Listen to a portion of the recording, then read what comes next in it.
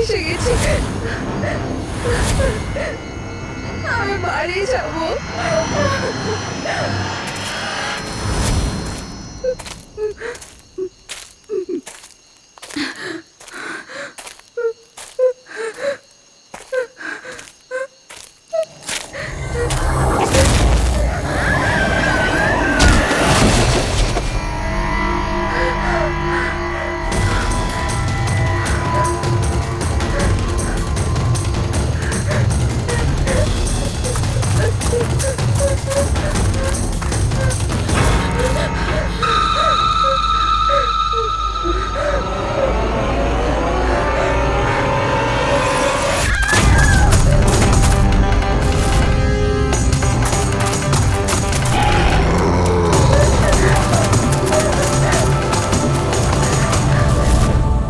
নেমে ঘুমিয়ে পড়েছে? হ্যাঁ, শুয়ে পড়েছে। আরে হিরাল, তোমায় খুব ডিস্টার্ব লাগছে। কি বলবো, 24 ঘন্টা হয়ে গেল আয়শা গেছে, না তোর ফোন লাগছে না ফোন করেছে। আমার না খুব টেনশন হচ্ছে, জানি না কোনো বিপদে না পড়ে যায় ও। দেখো হিরাল, এখনো বড় হয়ে গেছে। আমার মনে হয় তুমি ওর মায়ের মতো রিয়াক্ট করছো। নিজের প্রবলেম নিজে সলভ করতে পারবে ও, ছোট বাচ্চা নয় ও। রোহান, এরকম কিভাবে বলতে পারো? ছোট বোনও আমার, আমি ওর জন্য টেনশন করবো না তো আর কে করবে? আর ওর আমাকে ছাড়া আর কে আছে এই দুনিয়াতে?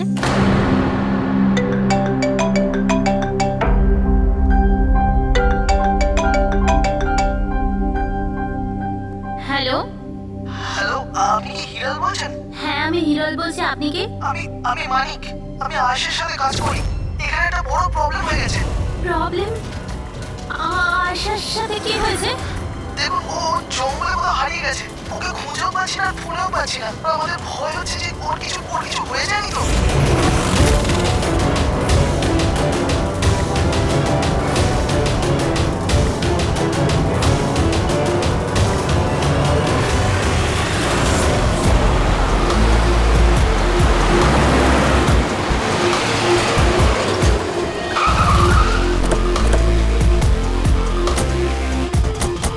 স্যার, ফরেস্ট ডিপার্টমেন্টের লোক ভেতরে আমাদের জন্য ওয়েট করছে, আর আয়েশার ক্রু মেম্বাররা অন দ্য ওয়ে। কিন্তু আপনারা এটা তো নিশ্চয়ই জানেন যে ওই লাশটা আয়শারই নাকি অন্য কারণ। আমি একটা জিনিস বলতে পারি, ও না স্কাই ব্লু কালারের টি শার্ট পরেছিল আর ব্ল্যাক কালারের কার্গো পরেছিল আর হাই পনিও পরেছিল। ওর জামা হাফ ডেড বডির সাথে ম্যাচ করছে কিনা এটা তো বলুন।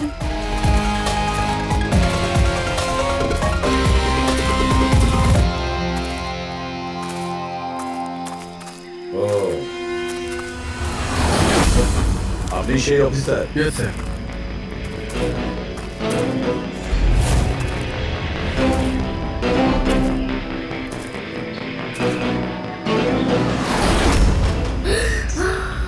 প্রশান্ত?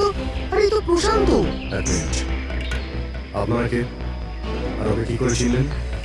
স্যার, আমি মানিক, আর আমরা সবাই আয়েশের সাথে কাজ করি। আরে প্রশান্ত আমাদের গাইড। আয়েশের একটা লোকেশন খোঁজার জন্য বলেছিল, আর যখন আয়েশা হারিয়ে গেল তখন এই ওকে খুঁজতে গেছিল। এর এরকম অবস্থা, তাহলে আয়েশা কিরকম অবস্থায় আছে? না না না, না আয়শা কিছু হয়নি, আমি বলছি তো, trust me. Sir please please আমার বোনকে খুঁজে বাঁচিয়ে নিন স্যার, প্লিজ স্যার, প্লিজ বাঁচিয়ে নিন। দেখো, তোমার বোনকে নিশ্চয়ই আমরা বাঁচাই। আপনি ওনাকে একটু সাইডে নিয়ে যান। স্যার, এই বডিটা আজ সকালেই আমরা পেয়েছি। এই আমাদের গাইড বাহাদুর, এই বডিটাকে প্রথম দেখেছে। এই প্রশান্তকে একা গিয়েছিল আয়েশাকে খোঁজার জন্য? হ্যাঁ স্যার, কারণ ও জঙ্গলের সমস্ত রাস্তা চিনত। যত ভালো করেই চিনুক না কেন, রাতের অন্ধকারে ঘন জঙ্গলে বিনা পারমিশনে বিনা গাইডে রাতে ঘোরাফেরা নিজে থেকে মৃত্যুকে ডেকে আনা। তোমরা খুব বড় ভুল করেছো। এই বডিটা এইভাবে পেয়েছি, জানি না দ্বিতীয়টা কি অবস্থায় আছে। আচ্ছা, এটা বলো যে এখানে কোনো হিংস্র জানোয়ার আছে? এরকম কোনো হিংস্র জন্তু নেই। ঘন জঙ্গল, হারিয়ে যাওয়ার ভয় আছে। কোনো জন্তু জানোয়ারের আঁচড় তো মনে হচ্ছে না, কিন্তু এটা ছুরির আঘাত বলে মনে হচ্ছে। একে ছুরি দিয়ে খুন করা হয়েছে।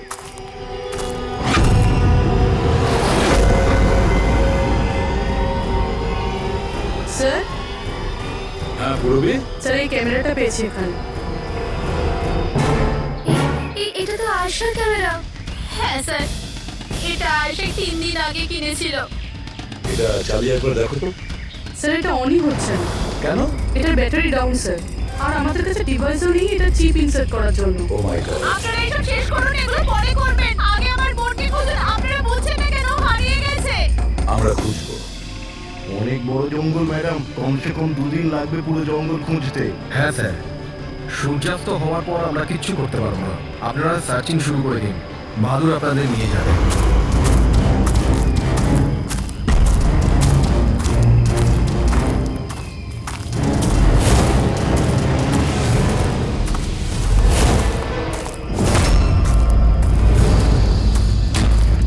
স্যার স্যার আমরা জঙ্গলের অনেক ভেতরে চলে এসেছি স্যার। স্যার এখানে কেউ আসা যাওয়া করে না স্যার। স্যার এক কাজ করি, আমরা ফিরে যাই, না হলে অন্ধকার নেমে আসবে। এখন তো অনেক আলো আছে, অন্ধকার হয়েছে কোথায়? স্যার ফিরতেও তো অনেকটা সময় লাগবে না স্যার? তো ওই হিসাবেই বললাম, এত দূর স্যার কেউ আসেই না। স্যার এখানে কিছু পাবেন না। আরে ভাই, যখন এত দূর চলে এসেছে একটু দেখে নি না ভাই। চলো চলো। আচ্ছা আচ্ছা।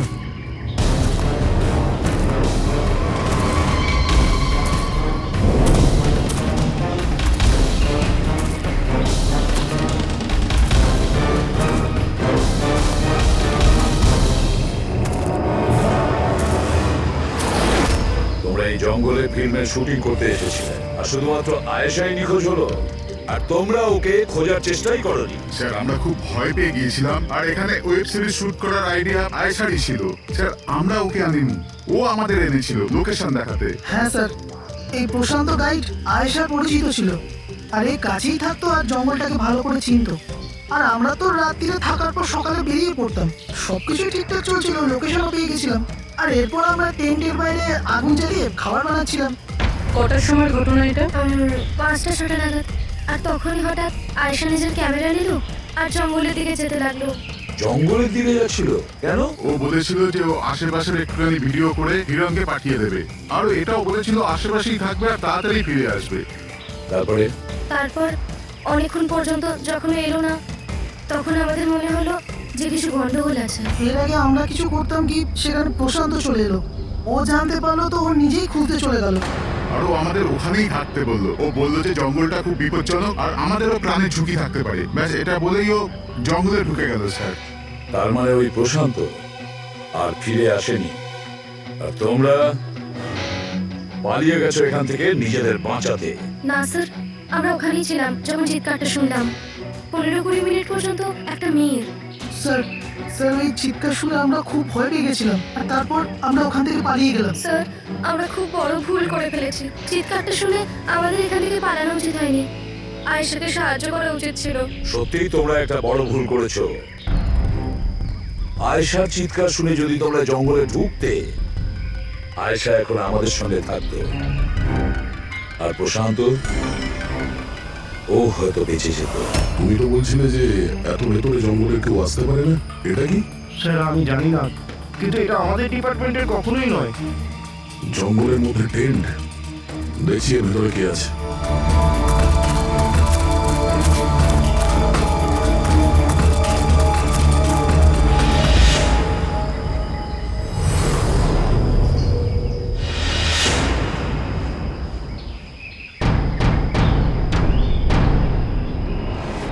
এই কাপড় তো দেখে মনে হচ্ছে কাটা হয়েছে।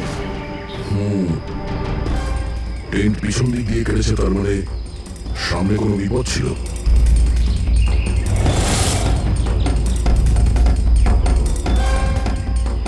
ছুরি, এটা দিয়েই কাটা হয়েছে।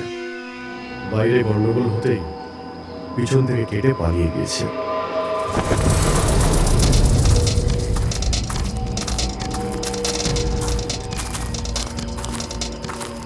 রাতে থাকার পুরোপুরি বন্দোবস্ত ছিল এখানে, বনফায়ার। এই আলু এখানে দেওয়া হয়েছিল।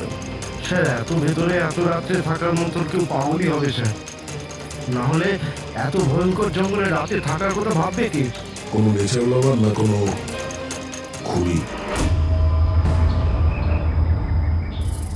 এই দেখো,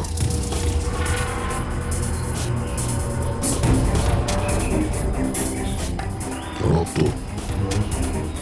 মনে হচ্ছে এখানে এই পাথরের ওপর কেউ বসেছিল, অন্ধকারে আগুন পোয়াচ্ছিল, আর কেউ ওর উপর হামলা করেছে। এটা দেখে টেন্টের মধ্যে যে ছিল সে পালিয়ে গেছে। চলো আগে গিয়ে দেখি। স্যার স্যার সূর্য অস্ত যাচ্ছে স্যার, ফিরতেও 2 ঘন্টা কমসে কম লাগবে। ফিরে যাই স্যার। ঠিক আছে, কালকে আবার আসবো। স্যার, আমরা আয়েশার টিমকে এই ছবিগুলো দেখিয়েছিলাম। ওরা বললো যে এই টেন্ট ওদের ক্যাম্পের নয়। সো হ্যাঁ, পুরবি। আয়শার ক্যামেরা চিপ। হিরালি, তুমি এটা মিস করলে। আমি তোমায় বলেছিলাম না আমার সাথে এসো। জানো এখানে এত বেশি গ্রিনারি আছে। লুক এট দিস, এতগুলো গাছ। It's so beautiful. দিদি, আমি হাঁপিয়ে গেছি।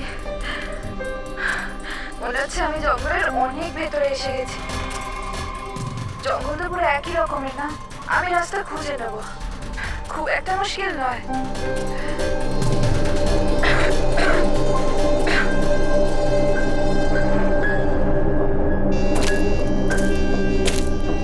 কেউ আছে নাকি ওখানে? কে ওখানে?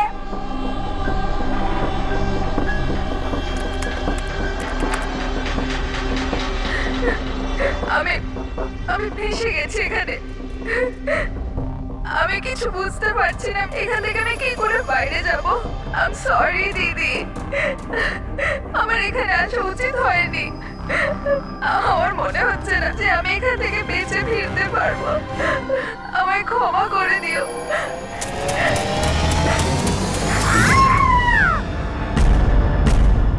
অভিজিৎ, যে কোনো পরিস্থিতিতে এই মেয়েটাকে ওই জঙ্গল থেকে উদ্ধার করতে হবে আমাদের।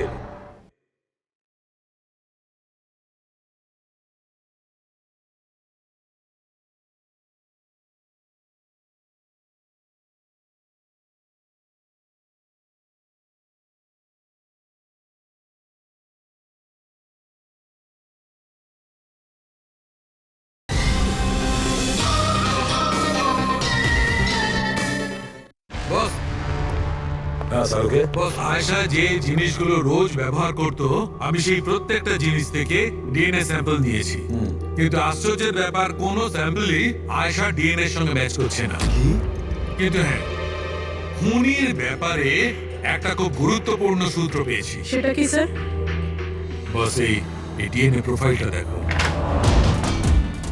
এই দুটো ডিএনএ প্রোফাইলই দুটো আলাদা আলাদা লোকের। কিন্তু অদ্ভুত ব্যাপার হচ্ছে যে দুটো প্রোফাইলই আমি একই লোকের শরীর থেকে পেয়েছি, প্রশান্ত শরীর থেকে। প্রশান্ত শরীর থেকে? হ্যাঁ বস। সেটা কিভাবে? প্রশান্তর মৃত্যু অগণিত ছুরির আঘাতের জন্য হয়েছে, আর ও শরীরে যে খাবার চিহ্নটা আছে সেটা আসল নয়, তৈরি করা হয়েছে নকল।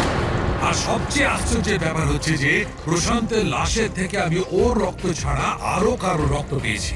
এখন এই রক্তটা কোনো পুরুষের না নারীর সেটা আমি বলতে পারবো না, কারণ ওই রক্তটা প্রশান্ত রক্তের সঙ্গে মিশে গেছে। কিন্তু একটা কথা ঠিক বস, এই রক্তটা তখনই বেরিয়েছে যখন প্রশান্ত রক্ত বেরিয়েছে। অভিজিৎ, দয়া, নিশ্চয়ই এটা খুনিরই রক্ত। খুনি প্রশান্তর উপর হামলা করে, আর তখন নিজেকে বাঁচানোর জন্য প্রশান্ত ওর সঙ্গে মারামারি করে, আর খুনির রক্ত প্রশান্ত শরীরে লেগে যায়। তবে খুনিরও গুরুতর আঘাত লেগেছে। সামান্য আঘাতে এত রক্ত বেরোবে না তার। তার মানে খুনির শরীরে এখনো আঘাতের চিহ্ন থাকা উচিত। আর একটা কথা বস, কি? টেন্টের পাশে যে পাথরের উপর রক্তের ছাপ ছিল সেই রক্তটা প্রশান্তরই। তার মানে পুরো ব্যাপারটাই ওই তাঁবুর আশেপাশে ঘটেছে।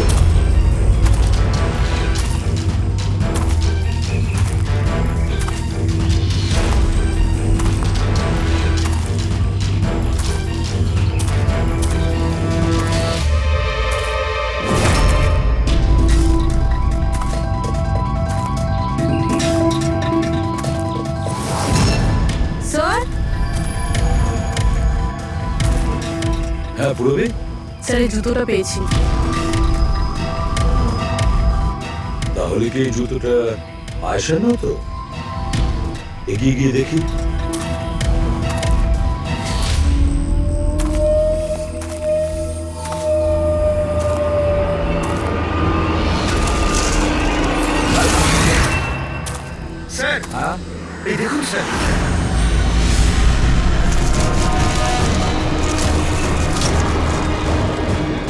ছুরি দিয়ে আঘাত করেছে স্যারের পিঠে 5 বার। ওকে একটু উল্টে দাও।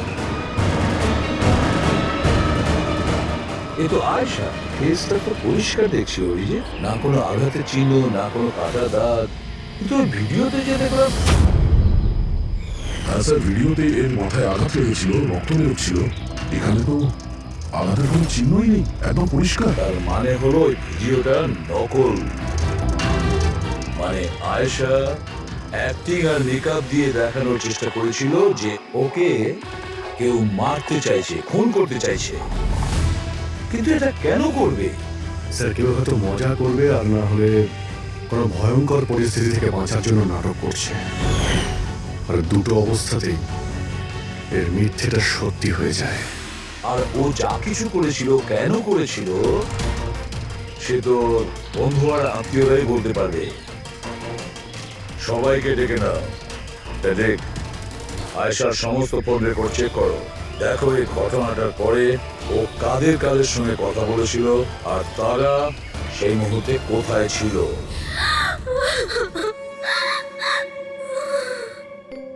এরা আমাকে কেন ওকে দেখতে দিচ্ছে না? কি বাজে ভাবে মেরেছে আমার বোনকে।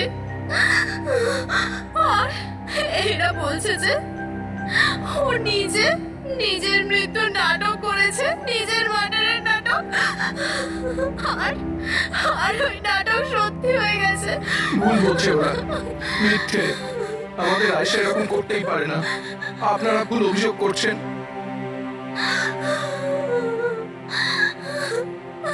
দেখুন, আপনার দুঃখ আমরা বুঝতে পারছি, কিন্তু এই অভিযোগ ভুল নয়, সত্যি। এটা আয়েশার ক্যামেরা থেকে যে থার্ড ক্লিপিংটা আমরা পেয়েছি, সেখানে আয়েশার মুখের উপরে অনেকগুলো ক্ষত চিহ্ন ছিল। কিন্তু যখন আমরা আয়েশার লাশটাকে পাই, তখন ওর মুখ আর গলা পরিষ্কার ছিল। কেন? কি হবে? এই ভিডিওটাতে আয়শা মজা করছিল না তো? ওর মজা করার স্বভাব ছিল না তো? একদম না। ওর জীবনে এত সমস্যা ছিল যে ও মজা করার কথা ভাবতেই পারতো না। ও জঙ্গলে হারিয়ে গিয়েছিল, আর কোনো মানুষ এই সিচুয়েশনে মজা কি করে করবে? অন্য কারো কথা জানি না, কিন্তু আয়েশা এটা অবশ্যই করেছে। আর যদিও মজা করে না করে, তো ইচ্ছে করেই করেছে। কি কেউ এটা কেন প্রমাণ করার চেষ্টা করবে যে তার সঙ্গে কিছু অন্যায় হয়েছে? আয়েশা এরকম কেন চাইবে? হ্যাঁ, ওর ওপর সত্যিকারের অ্যাটাক হয়েছিল, ও মারাও গেছে, ওটা আলাদা কথা। কিন্তু ও এই নাটকটা কেন করেছিল? কি সত্যি কি ও কোনো প্রবলেমে ছিল যার কারণে ওকে এই ড্রামাটা করতে হয়েছিল? হ্যাঁ, ও সমস্যায় ছিল, এমন সমস্যা যার থেকে ওকে মৃত্যুই বাঁচাতে পারতো। মানে তুমি কি বলতে চাইছো? স্যার, হ্যাঁ পেটে এটা আয়েশার কল রেকর্ডস। বিশেষ কিছু পেয়েছো? হ্যাঁ স্যার, একটা লোক আছে কেতান, সে আয়েশাকে অনেকগুলো মেসেজ আর কল করেছিল। এমনকি যেই রাতে আয়েশা খুন হয়েছিল, সেই রাতেও ওর ফোন জঙ্গলের কাছেই ছিল, 2 কিলোমিটারের মধ্যে। এই কেতনকে খুনের রাতে ও জঙ্গলের আশেপাশেই ছিল। কে? হ্যাঁ, স্যার, ও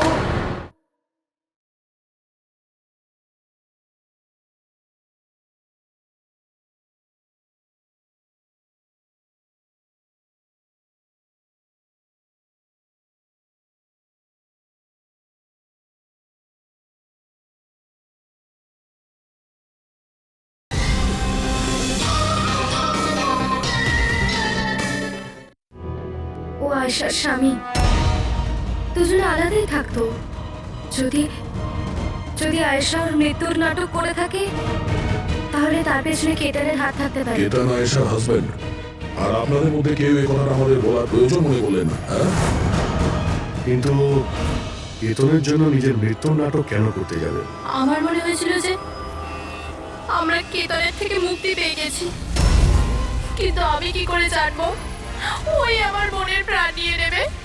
প্লিজ, কেতনই আমার বোনকে মেরেছে। আমি তুমি বলছি নিজেকে সামলাও। প্লিজ কেঁদো না, প্লিজ কাম ডাউন। আপনারা প্লিজ নিজেদের মধ্যে কথাবার্তাটা থামান আর আমাদের বলুন কি ব্যাপার।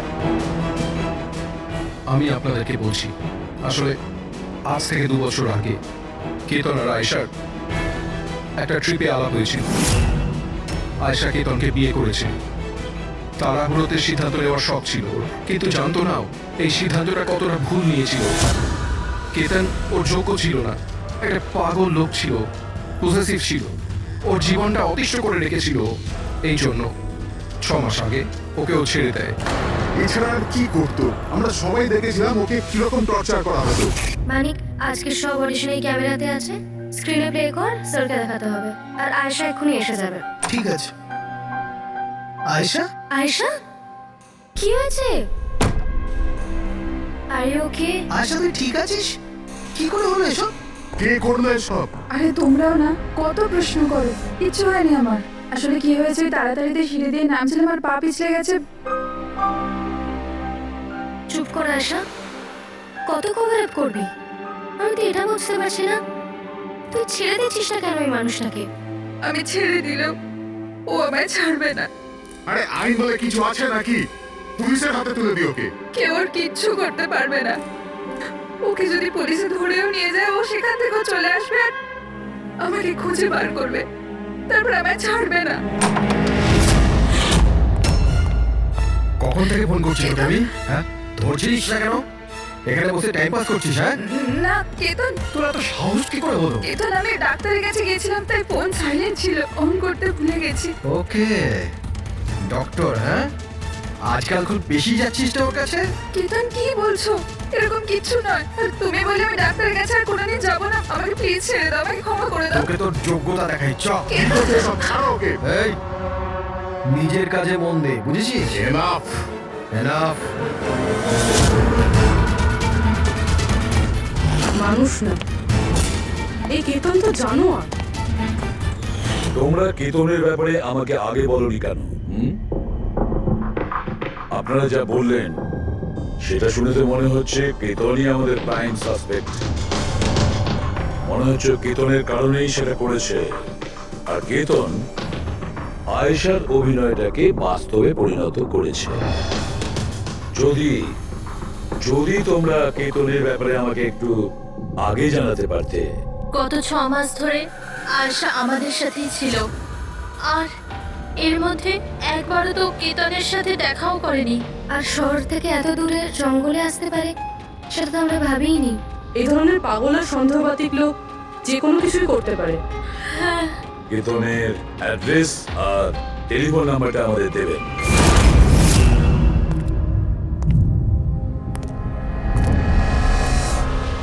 কেতন,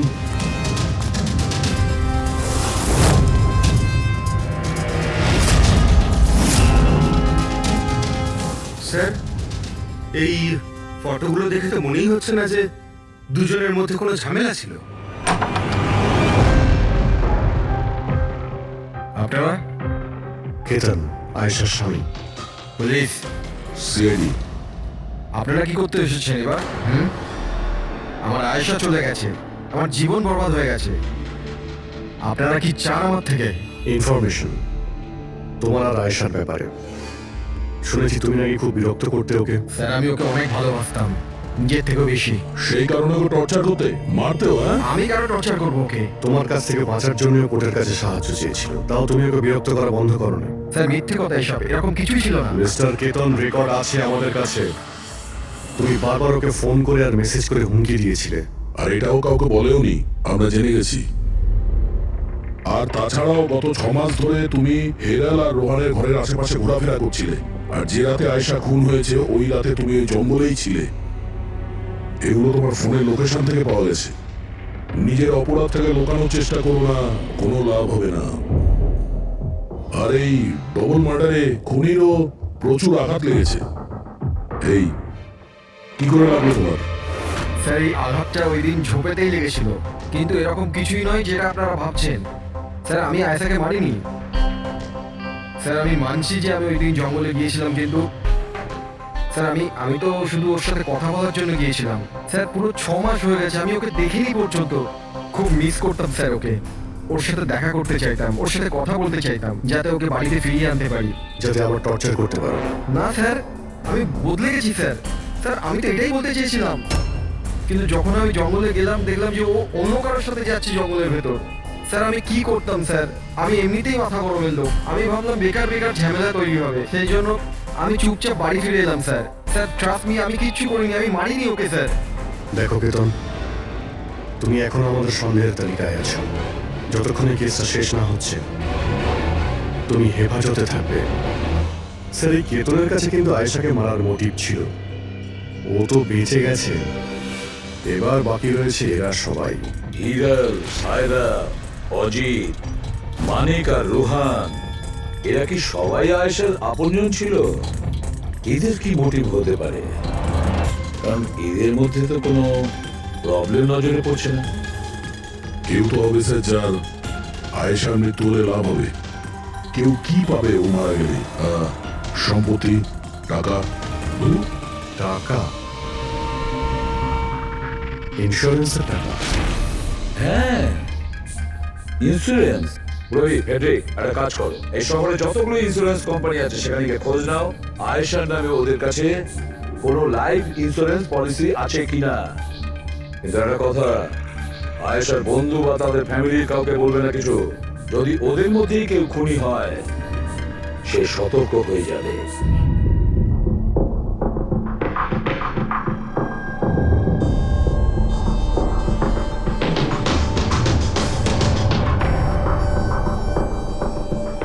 ওকে, থ্যাঙ্কস স্যার। হ্যাঁ ফেডরিক, আয়েশার অ্যাকাউন্টে মাত্র 1 লাখ টাকা আছে, কোনো ফিক্সড ডিপোজিট পর্যন্ত নেই। স্যার তানিশা ইন্স্যুরেন্স প্রাইভেট লিমিটেডের কাছে আয়েশার নামে একটা বীমা পলিসি রয়েছে 50 লাখ টাকার। ও আচ্ছা। আর এই টাকা আয়েশার ভাগ্নি মানে ও দিদি আর জামাইবাবুর মেয়ে নিমিষা পাবে। আচ্ছা, তাহলে এই ব্যাপার। স্যার আসলে আপনারা কি চাইছেন? আমার যা জানা ছিল আমি সবকিছু বলে দিয়েছি, আর আপনারা জানেন আমার স্ত্রীর শরীর কতটা খারাপ, এখন আমার ওর সঙ্গে থাকা উচিত, আর আপনারা আমাকে এখানে আটকে রেখেছেন। স্যার বলার কি বাকি আছে? সব বলে দিয়েছি। অনেক কিছু বাকি আছে, তুমি একটু বেশি কথা বলো, সেই জন্য যা কিছু প্রশ্ন করব ঠিক তারই উত্তর দেবে। এই তোমার ওইখানে যে ফ্যাক্টরিটা আছে ওটা তো বাজেয়াপ্ত হতে চলেছে, এই লোন তুমি শোধ করতে পারোনি কি? হ্যাঁ, কিন্তু আপনারা এগুলো কেন জিজ্ঞাসা করছেন? আপনারা এগুলো কি করে জানলেন? প্রশ্ন নয়, শুধু উত্তর। আয়েশা তোমাদের সাথে তোমাদের বাড়িতেই থাকতো না? তাহলে 7 দিনে তুমি ওকে 41 বার কল করেছো কেন?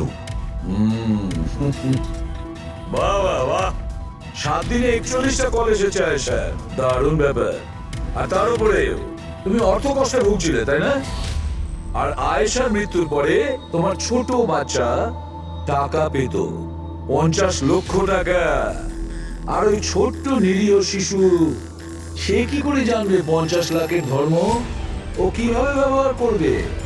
আর ওই 50 লক্ষ টাকা তো ভোগ করতো বাচ্চাটার বাবা, মানে তুমি রোহন। থামুন আপনারা, চুপ করুন। আপনাদের কথা মতো আমি আয়েশাকে মেরেছি স্যার। আমার ওপর 15 কোটি টাকার লোন আছে, 50 লাখে আমার কিচ্ছু হবে না। আমি আয়েশাকে মারবো। আর ওটা যা ওর শরীরের ওপর থেকে খুনির রক্ত পাওয়া গেছে, আপনারা দেখতে পারেন আমার গায়ে কোনো চোটই লাগেনি, কারণ আমি ওখানে ছিলামই না, আমি কাউকে খুন করিনি। সব ঠিক করা ছিল, প্রশান্ত সবকিছু সামলানোর কথা ছিল। কি সামলে নিত? হ্যাঁ প্রশান্ত কি সামলে নিত? বলো প্রশান্ত কি সামলে নিত? স্যার আমার ভুল হয়ে গেছে, আমার সবকিছু আপনাদের আগেই বলে দেওয়া উচিত ছিল। আমি ভয় পেয়ে গেছিলাম, খুব ভয় পেয়ে গেছিলাম। কোনটা বলার ছিল আগে? তাড়াতাড়ি বলো। আমি আয়েশার প্ল্যানে যুক্ত ছিলাম। আমরা শুধু ওকে মৃত দেখাতে চেয়েছিলাম, অ্যাকচুয়ালি ওর মরার কথা ছিল না। তার মানে আমাদের সন্দেহ ঠিক ছিল স্যার? সবকিছু ঠিক ছিল, ওই ভিডিওটা নকল ছিল, শুধু কেতনের থেকে বাঁচার জন্য ছিল। আর তুমিও এই প্ল্যানে জড়িত ছিলে? স্যার কেতন আয়েশার জীবন অতিষ্ঠ করে দিয়েছিল, ও বেচারি চুপ থাকতো, কাউকে কিছু বলতো না। স্যার একদিন লিমিট ক্রস করে গেল, সব সীমা ছাড়িয়ে গেল। ওর মনে হলো কেতন ওর জন্য কোনো বড় বিপদ হতে পারে, ও আমাকে বলেছিল স্যার কেতন পাগল ছিল, পুলিশ বা ডিভোর্স ওর কেউ কিচ্ছু করতে পারতো না। আয়েশা ও থেকে পার্মানেন্ট মুক্তি পেতে চাইছিল, চিরদিনের জন্য। আমি হাঁপিয়ে গেছি জিজু। এখন তো ডিভোর্স আমাকে কেতনের থেকে বাঁচাতে পারবে না। যেটা আমায় ওই কেতনের হাত থেকে বাঁচাতে পারে সেটা শুধু আমার মৃত্যু।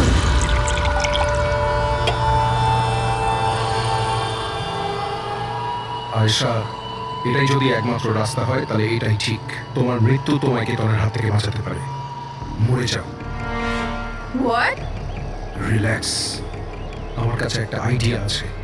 আমাদেরকে এমন কিছু করতে হবে যাতে মনে হয় আয়েশা মরে গেছে।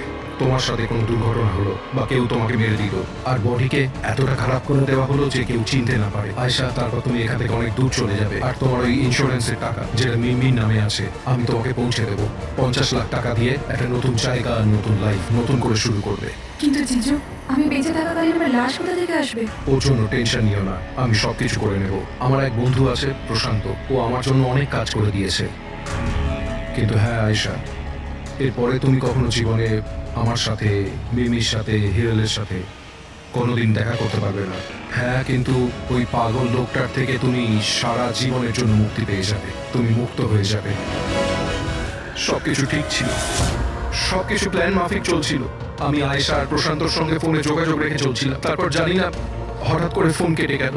আমি জানতাম ওখানে একটা মেয়ের মৃতদেহ পাওয়া যাবে, যার ব্যবস্থা আমি বাধ্য হয়ে করেছিলাম। শুধু আয়েশার জামা কাপড় ওই মেয়েটিকে পরানোর কথা ছিল। ওর মুখটা এত খারাপ ছিল যে কেউ চিনতেও পারতো না। কিন্তু স্যার, সিরিয়াসলি আমি তো শকে ছিলাম। ওটা মেয়েটার নয়, প্রশান্তের বডি ছিল। স্যার, প্রশান্ত তো আয়েশাকে সকাল হওয়ার আগেই জঙ্গল থেকে অনেক দূরে নিয়ে যাওয়ার কথা ছিল, কোনো সেফ জায়গায়। কিন্তু হঠাৎ করে কি হয়ে গেল স্যার? স্যার, আমার যতটা জানা ছিল আপনাদের বলে দিয়েছি স্যার। স্যার, প্রশান্তকে কে মেরেছে, আয়েশাকে কে মেরেছে আমি জানি না। স্যার, তার মানে তৃতীয় কোনো ব্যক্তি ছিল যে প্ল্যানটার ব্যাপারে জানতো, যে আয়েশাকে চিনতো, প্রশান্তকেও চিনতো, আর ওই সময় ওই জঙ্গলেই ছিল। কোনো তৃতীয় ব্যক্তি? হ্যাঁ, কোনো তৃতীয় ব্যক্তি। তোমার প্ল্যানের হিসাবে টেন্টে প্রশান্ত এবং আয়েশা থাকার কথা ছিল, কিন্তু টেন্টের পাশে একটা পাথরের উপর প্রশান্ত রক্ত পাওয়া গেল, আর ওই টেন্টটা পেছন থেকে ফাটা ছিল। মানে আয়েশা টেন্টের সামনে থেকে যাওয়ার বদলে পেছন থেকে ছিঁড়ে বেরিয়েছে। মানে ও বিপদটা আগে থেকে বুঝতে পেরেছিল। হতে পারে ও প্রশান্তর সঙ্গে যা কিছু হয়েছিল সেটা দেখে ফেলেছিল। ইট ইজ ক্লিয়ার যে ওখানে কোনো তৃতীয় ব্যক্তি ছিল। ও প্রথমে প্রশান্তকে মেরেছে, তারপর আয়েশা পেছনে বলেছে। কারেক্ট। যদি ভালো করে দেখা যায় তাহলে ওই রাতে জঙ্গলে এটাই হয়েছিল যে প্রশান্ত আর আয়েশা জঙ্গলে যায়। আয়েশা টেন্টের ভিতরে ঘুমোচ্ছিল আর প্রশান্ত বাইরে বসে আগুন জ্বালাচ্ছিল। এর মধ্যে সেই তৃতীয় ব্যক্তি ওইখানে যায় আর প্রশান্তর সঙ্গে ঝামেলা বাঁধে। আর সেই ব্যক্তি ওর উপরে আক্রমণ করে, আর আয়েশা টেন্টের পিছন দিয়ে পালিয়ে যায়। আর ওই ব্যক্তি প্রশান্তকে নির্মমভাবে হত্যা করে আর আয়েশার পিছনে ধাওয়া করে। তাহলে তৃতীয় ব্যক্তিটা কে, যে আমাদের প্ল্যানের ব্যাপারে জানতো আর জঙ্গলকেও ভালো করে জানতো, তাই এত রাতে টেন্টে পৌঁছেছিল? হ্যাঁ, এই সমস্ত চিন্তা আপনি করবেন না রোহন বাবু। এই তৃতীয় যে আছে না, তাকে তো আমরা ধরেই ছাড়বো। হ্যাঁ, ও পানাহ, এই ধাঁধার সমাধান এখানে আছে, এর মধ্যে, কিন্তু আমরা দেখতে পাচ্ছি না। খুনি হবে তো স্যার এদের মধ্যেই কেউ, কিন্তু আমরা দেখতে পাচ্ছি না। বলবি ওই ক্লিপিংটা চালাও যেটা আমরা আয়েশার ক্যামেরা থেকে পেয়েছিলাম, ফার্স্ট ক্লিপ।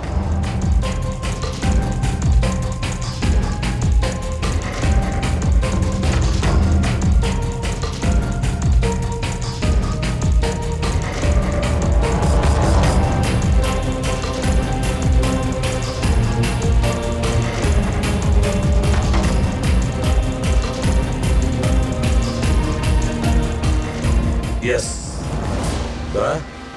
তুমি ঠিকই বলছিলে, খুনি আমাদের সামনেই আছে, কিন্তু আমরা দেখতে পাচ্ছি না। একটা কাজ করো, সবাইকে জঙ্গলে ডেকে নাও, তখনই বোঝা যাবে। স্যার, এখনো আপনারা আমার উপর সন্দেহ করছেন, যেখানে আমি আপনাদের সবকিছু সত্যি কথা বলেই দিয়েছি। স্যার, আমি আমার বউকে কেন মারবো স্যার? আমি তোকে ভালোবাসি স্যার। আমার বোনের খুনিকে খোঁজার বদলে আপনারা আমাদেরই জিজ্ঞাসাবাদ করছেন। আর ওর গায়েব হওয়ার খবর তো আমি হিরাল ম্যামকে দিয়েছি। আর আমরা যদি কিছু করতাম তো আমরা কেন ফোন করতাম? হ্যাঁ, কিন্তু কেউ তো আয়েশাকে খুন করেছে, আর কে খুন করেছে সেটা আমরা জানি। আয়েশাকে খুন তোমাদের মধ্যেই কেউ করেছে, তোমাদের মধ্যেই কেউ। আমাদের মধ্যে কে হতে পারে স্যার? এখনই জানতে পারা যাবে। রোহন, তুমি একটা কথা বলো, আয়েশা রেকির জন্য তোমার বাড়ি থেকে দুর্ঘটনা একদিন আগেই গিয়েছিল না? হ্যাঁ স্যার, একদিন আগে গিয়েছিল। আর এটা সেদিনেরই ছবি তাই না, যেদিন ওর রেকিতে যাওয়ার কথা ছিল? আয়েশার অ্যাকাউন্ট ওই পোস্ট করেছে, তো ওরই হবে। আর আপনারা আমার বোনের খুনিকে খোঁজার বদলে এরকম ফালতু জিজ্ঞাসাবাদ করছেন, আমাদের উপরে ব্লেম করছেন। এতে কি প্রমাণ পাবেন আপনারা? এটাই যে তোমরা আয়েশাকে জীবন্ত দেখেছিলে শেষবার ওই দিনই, তারপরও নিখোঁজ হয়ে গেছিল, তোমরা আমাদের বলেছিলে। আচ্ছা, ও কি কি পড়েছিল অপর্ণা, তুমি বলেছিলে, তোমার মনে আছে? হ্যাঁ, ওরা স্কাই ব্লু কালারের টি-শার্ট পরেছিল আর ব্ল্যাক কার্গো প্যান্ট ছিল। হাই পনিও পরেছিল। আপনার তো নিশ্চয়ই মনেই আছে। হিরণ, তুমি কি করে জানলে আয়েশা মরার সময় কি কাপড় পরেছিল? বলো, আরে বলো না। কারণ সেই দিন এই জঙ্গলেই ছিল। এই প্রশান্তকে মেরেছে আর তারপর আয়শার পিছনে দৌড়োয়, ওর পিছু নেয় আর ওকে মেরে ফেলে। আর প্রশান্তকে মারার সময় তোমার গভীর আঘাতও লাগে। দেখাও। হাত ছাড়ুন আমার, দূরে থাকুন। হ্যাঁ, আমার থেকে। একে তো আপনারা আমার বোনের খুনিকে খুঁজে পাচ্ছেন না, তার উপরে আমার উপরে অভিযোগ দিচ্ছেন। হ্যাঁ, ব্যাস, অনেক অভিনয় করেছো, এবার ঠিক করে বলো, কেন মেরেছো তুমি আয়েশাকে? হ্যাঁ, আমি মেরেছি আয়েশাকে। আমি মেরেছি আয়েশাকে।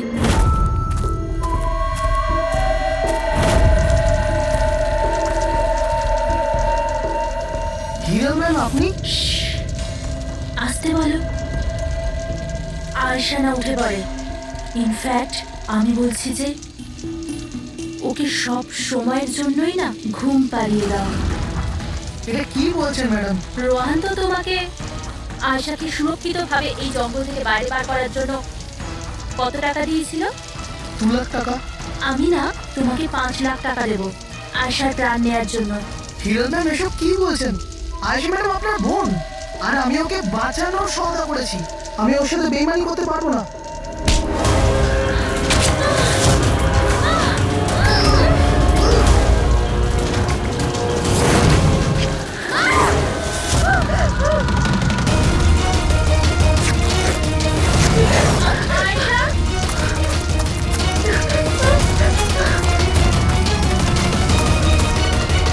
আয়েশা,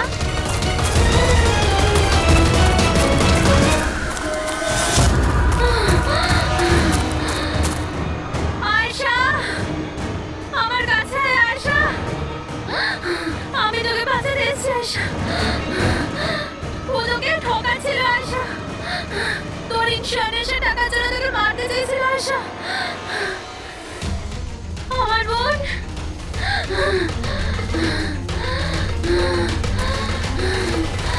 আয়েশা, সরি দিদি, আমি কিচ্ছু জানতাম না এই ব্যাপারে। সরি, আমার জন্য তোমার এত কষ্ট হলো।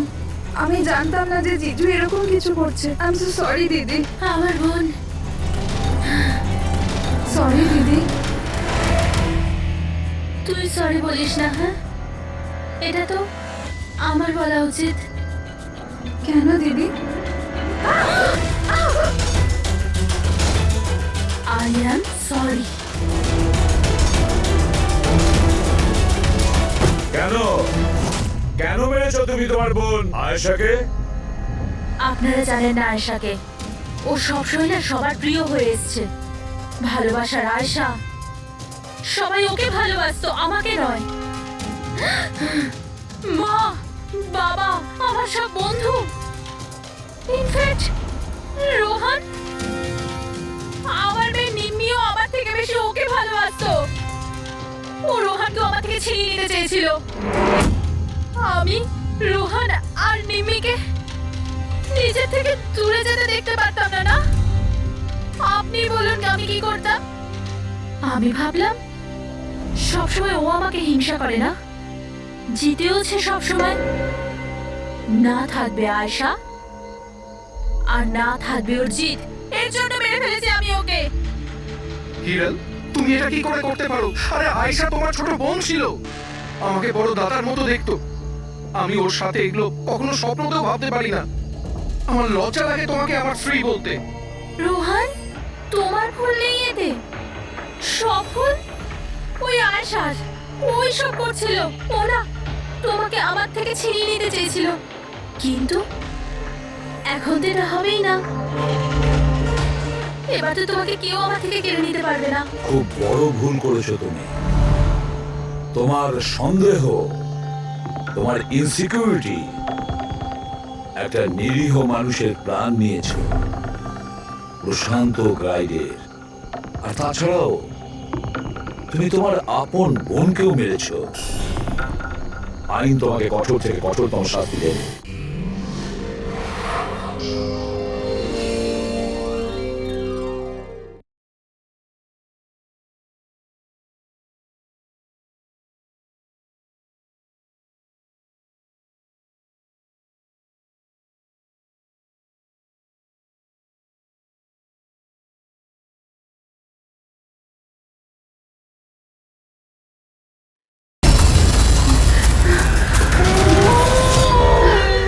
কোথায় যাব? জঙ্গলে। আমি এসে গেছি। আমি বাড়ি যাব।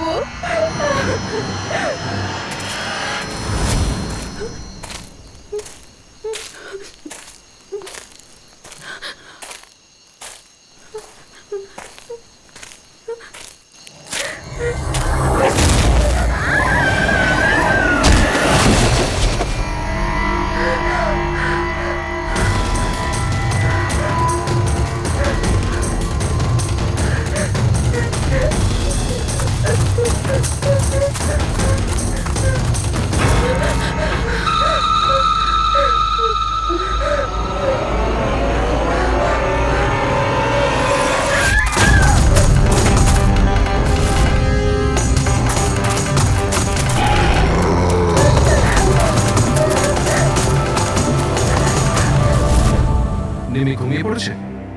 হ্যাঁ, শুয়ে পড়েছে। আরে হিরেল, তোমায় খুব ডিস্টার্ব লাগছে। কি বলবো, 24 ঘন্টা হয়ে গেল আয়শা গেছে। না তোর ফোন লাগছে, না ফোন করেছে। আমার না খুব টেনশন হচ্ছে, জানি না কোনো বিপদে না পড়ে যায় ও। দেখো হিরাল, এখনো বড় হয়ে গেছে। আমার মনে হয় তুমি ওর মায়ের মতো রিয়াক্ট করছো। নিজের প্রবলেম নিজে সলভ করতে পারবে ও, ছোট বাচ্চা নয় ও। রোহান, এরকম কিভাবে বলতে পারো? ছোট বোনও আমার। আমি ওর জন্য টেনশন করবো না তো আর কে করবে? আর ওর আমাকে ছাড়া আর কে আছে এই দুনিয়াতে?